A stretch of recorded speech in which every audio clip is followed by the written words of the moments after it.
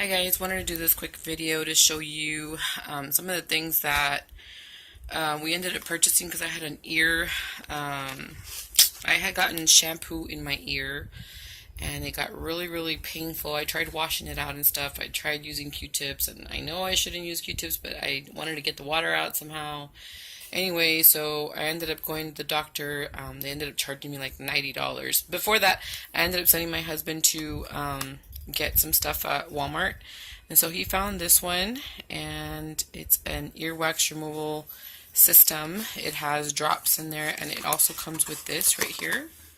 Honestly, it didn't really work for me, like, to fix the problem, but it is very similar to the product I am going to show you right now.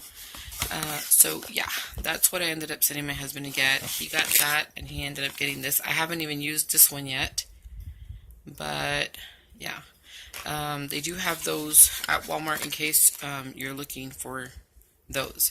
Anyway, so then I went to the doctor, and they ended up doing like a lavage on both of my ears, and on the ear that I honestly didn't even go for, I ended up going for the other ear.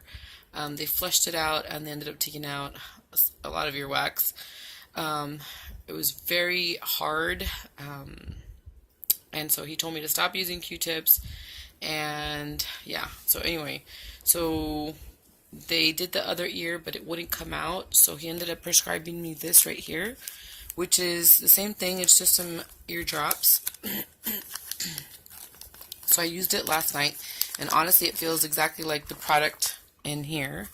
It just bubbles inside, and it just this is supposed to help loosen up the earwax.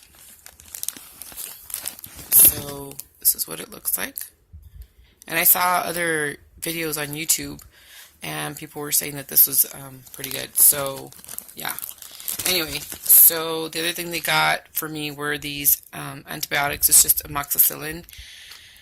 So hopefully that takes care of the problem.